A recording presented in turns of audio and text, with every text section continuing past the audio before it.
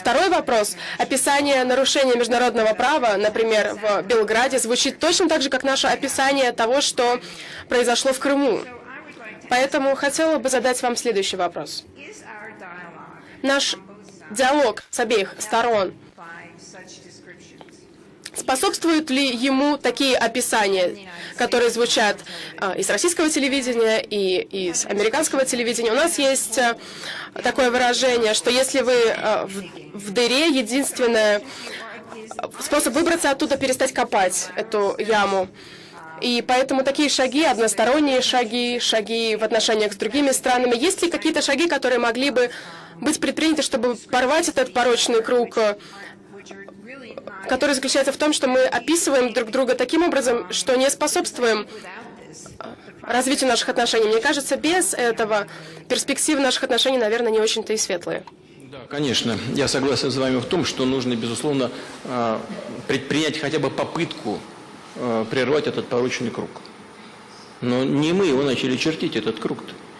Мы-то, наоборот, открылись полностью в середине 90-х годов. Мы ожидали, что это будет равноправный диалог, что будут учитываться наши интересы, мы сможем дискутировать, в чем-то идти навстречу там друг другу. Но нельзя же решать вопросы все вот просто в одностороннем порядке и все. И любой ценой добиваться своих целей. Вот вы привели пример бомбардировок, скажем, на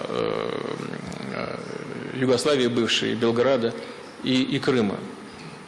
Ну, спасибо вам за такой пример. Просто замечательный пример.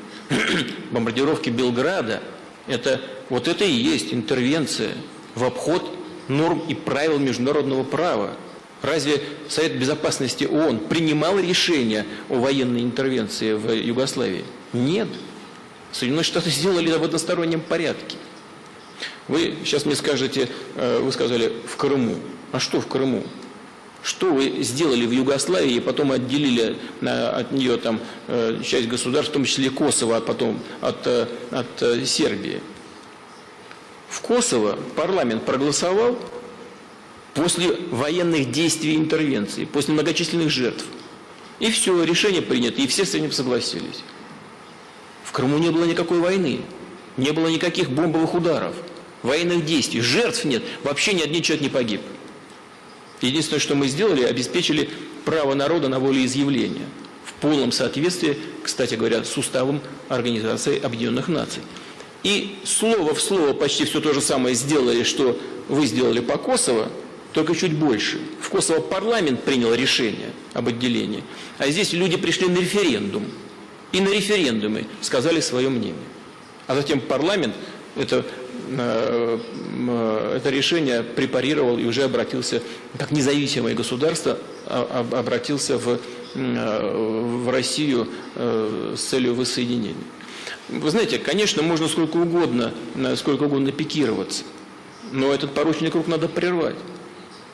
Ну, вот я много раз говорил об этом, хочу еще раз сказать.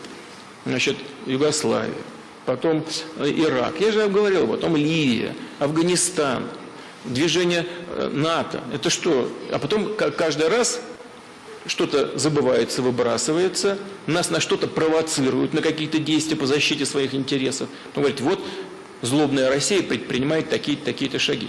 Так вы нас не провоцируете на это. Не провоцируйте нас на активную защиту своих интересов. Давайте мы с вами будем договариваться о чем-то. Договориться же о чем невозможно, ни о чем. О чем договариваемся, не выполняется. Мне очень хотелось бы, чтобы и с новой администрацией у нас сложились другие отношения. Отношения партнерства и учета взаимных интересов.